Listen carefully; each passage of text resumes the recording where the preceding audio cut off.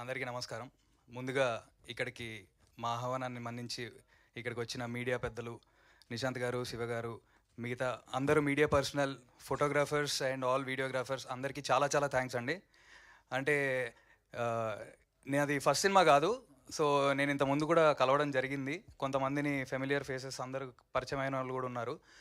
So మీరందరూ ఎలా అయితే ఏదో ఒక డ్యూటీలా కాకుండా వచ్చి మాకు పోజెస్ చెప్పి వీడియోస్ మీరు ఎంత కష్టపడి తీసి ప్రమోట్ చేస్తారో దానికి చాలా చాలా థ్యాంక్స్ అండి. సో ఇదే విధంగా ఈ సినిమాకి కూడా కంటిన్యూ చేయాలని కోరుకుంటున్నాను. నా పేరు హర్ష నర్రా. సో ఇందాక జ్యోతి గారు అన్నట్టు నాది ఇది సెకండ్ సినిమా కాదు, third cinema actually. Third cinema అనే విషయం నాకు తెలుసు. It's okay. So first cinema missing అని 2021లో రిలీజ్ అయింది. అది కోవిడ్ టైంలో కొంచెం హిట్ అయిన సినిమా అనమాట. But it's got very good reviews. దాని తర్వాత రోటీ కప్డా రొమాన్స్ అని బెక్కం వేణుగోపాల్ గారి సినిమా చేశాను. దానికి కూడా చాలా మంచి రివ్యూస్ అంత రెస్పాన్సెస్ వచ్చాయి. కానీ ఈ రెండు కూడా కమర్షియల్గా పెద్ద సక్సెస్ అవ్వలేదు. కానీ మాకు తెలిసింది ఒకటే, సినిమా చేయడం.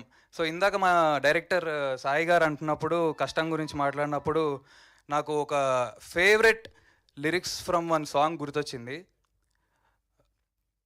పడ్డవాడే కష్టపడ్డవాడే పైకి లేచే ప్రతోడు, ఒక్కడైనా కానరాడే పోరాడకుండా ఓడినోడు. సో పోరాడుతూనే ఉందాం సార్. ఏదో ఈరోజు మనకి హాల్ మన ఫ్రెండ్స్ తోటి ఫిల్ అయిపోయి ఉండొచ్చు, కానీ ఏదో రోజు మన ఫ్రెండ్స్కి కూడా సీట్లు దొరకని లెవెల్కి మనం వెళ్ళాలి. సో దానికి మనం కష్టపడుతూ ఉందాం. ఈ సినిమా చాలా కష్టపడి కాకుండా ఇష్టపడి చేసామండి. సో ఎందుకంటే టీం అందరూ కూడా మంచి ఫ్రెండ్స్ అయిపోయాం. మా డైరెక్టర్ గారు కానీ, మా ప్రొడ్యూసర్ చిరు గారు కానీ, మా Hari garu is one of the key parts of the making, and Seshu. So everybody, ఇంకా వినయ్, చాలామంది ఉన్నారండి. అందరికీ థ్యాంక్ యూలు చెప్తే చాలా టైం అయిపోతుంది, అందరికి బోర్ కొట్టేస్తుంది. సో దానికి వేరే ఈవెంట్స్ పెట్టుకుందాం. But I would like to thank everybody, and I would like to thank Tanmay also for being a very very cooperative co actor. మీరు సాంగ్ చూశారు, మీకేమనిపించిందో మాకు తెలీదు, బట్ మీకు నచ్చిందని అనుకుంటున్నా. ఎందుకంటే నేనైతే చాలా ఎంజాయ్ చేశాను ఆ లిరిక్స్ కానీ అవి.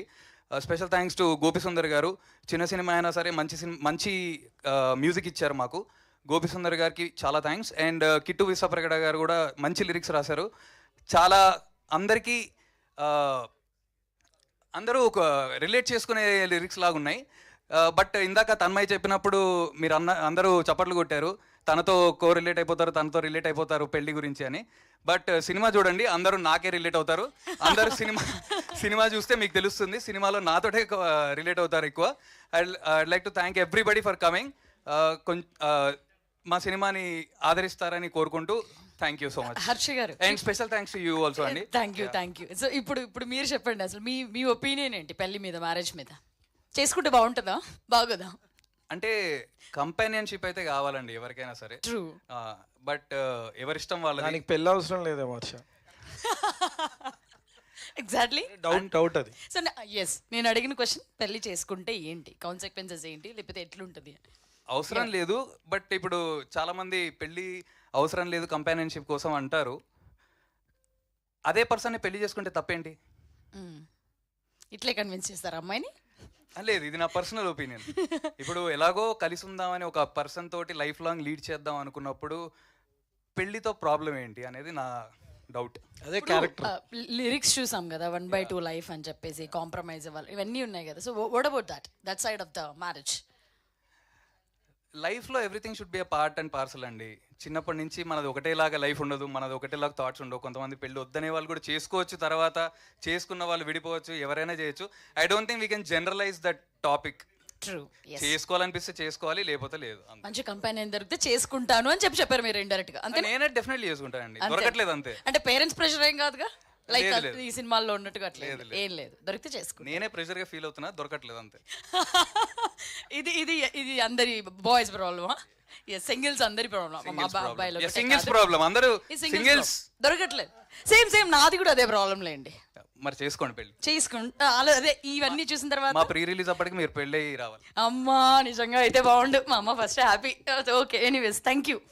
So thank you so much.